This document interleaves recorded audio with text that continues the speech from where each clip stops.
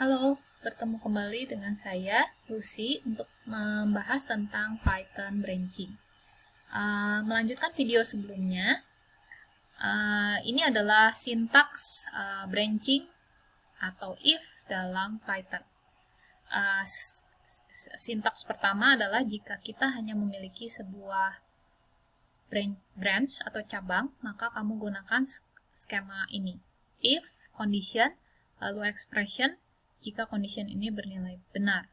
Jadi, expression ini akan dieksekusi hanya jika condition bernilai true. Tapi jika condition bernilai false, maka semua expression ini akan diabaikan. Dengan cara kerja yang sama, digunakan pada skema kedua. Skema kedua, kita gunakan jika ada dua buah branch atau cabang. Jadi ini adalah skenario pertama, dan ini adalah kemungkinan kedua, atau skenario kedua. Jadi, apa artinya? Jika kondisi ini benar, maka semua expression di bawah if akan dijalankan. Tetapi jika condition ini bernilai false, maka semua expression ini akan diabaikan, lalu menjalankan perintah semua ekspresi di bawah else. Perhatikan sintaksnya. Setelah if condition itu ada tanda titik 2 untuk menyatakan bahwa ini adalah blok berikutnya yang dijalankan jika condition bernilai benar. Jika condition bernilai benar ini yang akan dijalankan, tetapi jika condition bernilai false maka else yang akan dijalankan. Begitu pula else ada sebuah tanda titik 2. Ya. Perhatikan juga sebelum kita maju ke skema berikutnya, ada indentasi di dalam blok if. Artinya semua expression yang dijalankan jika condition bernilai benar itu ditulis lebih ke dalam dibandingkan instruksi if. Begitu pula yang bawah else. Jika expression ini adalah bagian dari else, maka semua expression tersebut ditulis lebih ke dalam dibandingkan instruksi else-nya itu sendiri. Indentasi ini digunakan untuk menyatakan blok dalam Python. Nah, ini jika branch-nya hanya ada satu atau cabangnya hanya ada satu. Dan yang bawah jika cabangnya ada dua. Bagaimana kita menangani skema di mana cabang atau skenario-nya banyak? Kita gunakan keyword if, singkatan dari else if. Jadi misalnya kita punya 3 kemungkinan skenario. Ini skenario pertama, ini skenario atau kemungkinan kedua, dan ini branch ketiga. Maka kita gunakan skema if, elif, dan else. Program akan memeriksa condition mulai dari atas. Jika condition ini terpenuhi, maka menjalankan semua expression bagian dari if, lalu melompat ke instruksi atau statement setelah else. Artinya, semua expression di bawah ini, elif, else, dan seterusnya akan diabaikan. Tetapi jika conditionnya bernilai false, maka dia akan memeriksa kondisi di cabang-cabang berikutnya. Misalnya, karena di sini hanya ada 3 cabang, jika condition ini false, maka dia akan melihat condition di cabang kedua. Jika condition ini benar, maka akan menjalankan semua expression bagian dari elif, lalu melompat ke statement setelah else, dan mengabaikan semua expression di cabang yang lain. Tetapi jika condition ini bernilai false juga, maka dia akan selalu masuk ke cabang else dan menjalankan semua expression di bawah else. Perhatikan bahwa setelah statement if, elif itu selalu ada tanda titik 2. Oke, itu untuk sintaks penulisannya.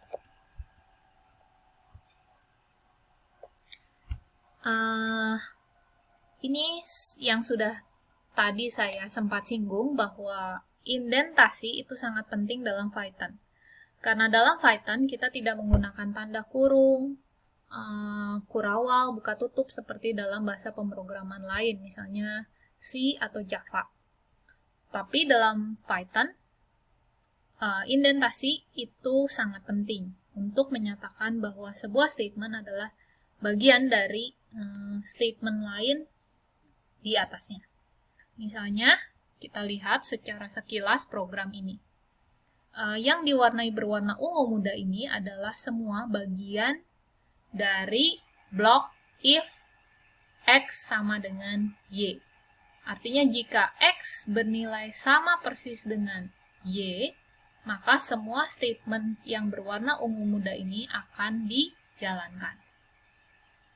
Tetapi jika tidak, maka dia akan melihat kondisi berikutnya, yaitu ke cabang elif.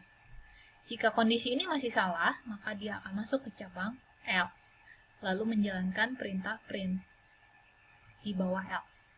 Dan terakhir, print ini adalah bukan bagian dari if, tetapi ini adalah instruksi lain di luar if. Oke. Bagaimana dengan print yang berwarna ungu lebih tua ini, baris ini? Print ini kita bisa lihat bahwa print ini adalah bagian dari if Y tidak sama dengan 0. Jadi jika Y tidak sama dengan 0, maka perintah ini akan dijalankan. Sebaliknya, jika Y sama dengan 0, maka perintah print ini akan diabaikan.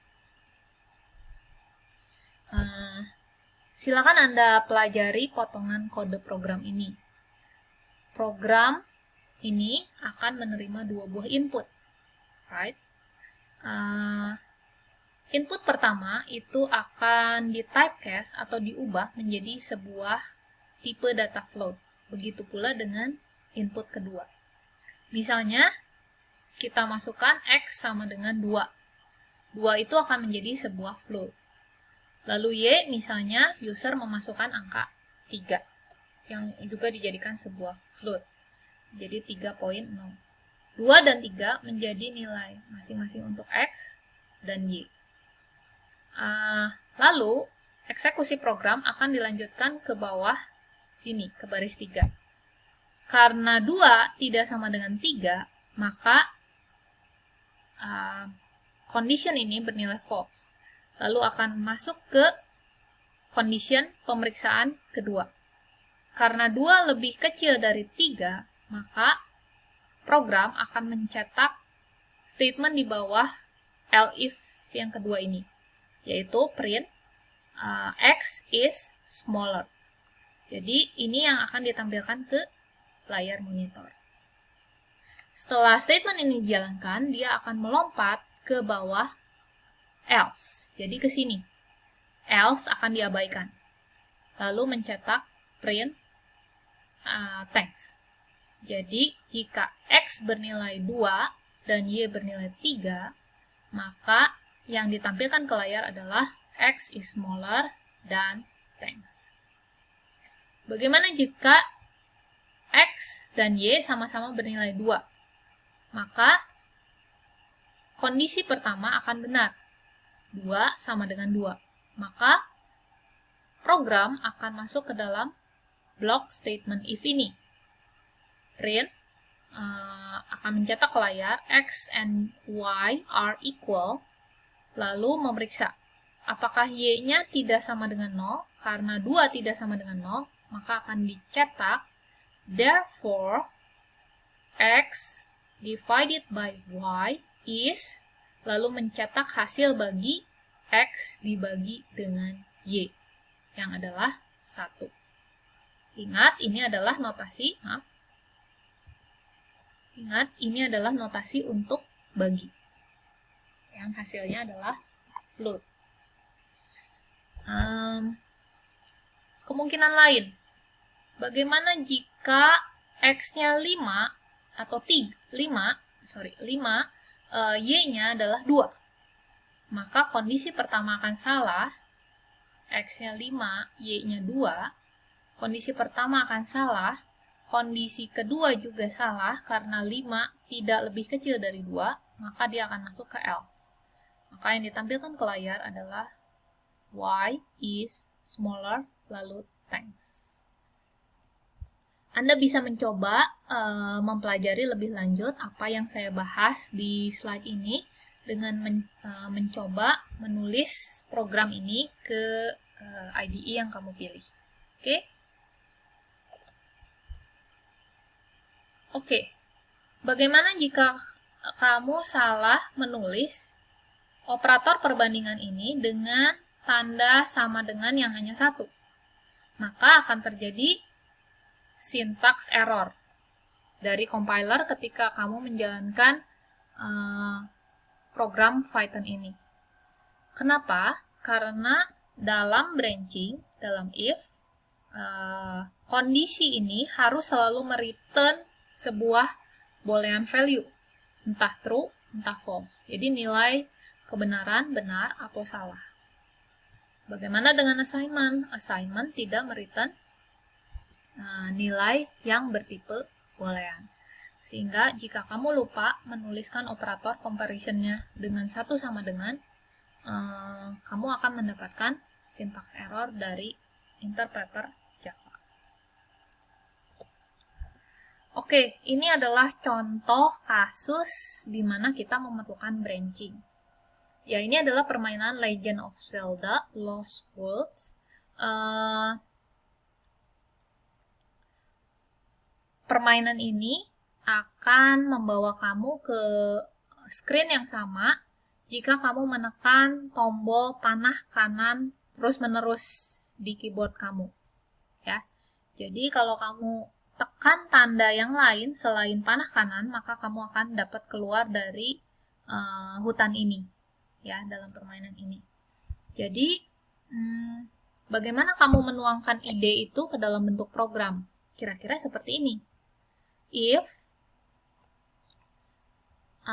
kamu tulis misalnya exit right, ini belum dalam kode sebetulnya ya, ini hanya berupa pseudocode. Jadi misalnya if exit right, maka kamu harus mengeset background-nya menjadi woods background.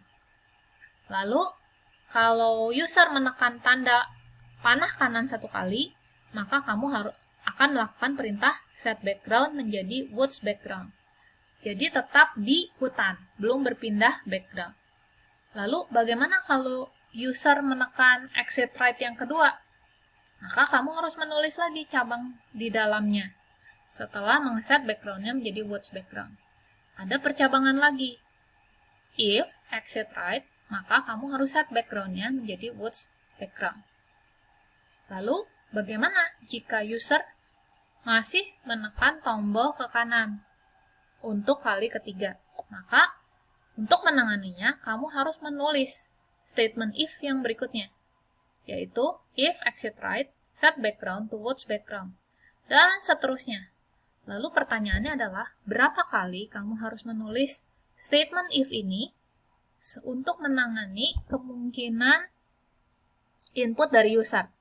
Mungkin saja user menekan tombol panah ke kanan berkali-kali. Kalau 10 kali, maka kamu harus menulis if ini sebanyak 10 kali dengan 10 else. Bagaimana jika user menekan 100 kali? Apakah kamu akan menulis if ini 100 kali? Tapi bagaimana jika user menekan tombol panah kanan sebanyak 1 juta kali? Ya, sesuatu yang sangat tidak mungkin kamu menulis penanganan if ini, padahal melakukan hal yang sama dengan menulis statement if berkali-kali. Lalu pertanyaannya adalah, bagaimana dong kita menangani itu dalam program? Jawabannya akan kamu temukan di video saya berikutnya. Oke? Terima kasih sudah menonton pembahasan branching Python hari ini.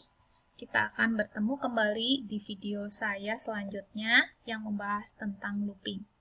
Terima kasih, sampai bertemu kembali.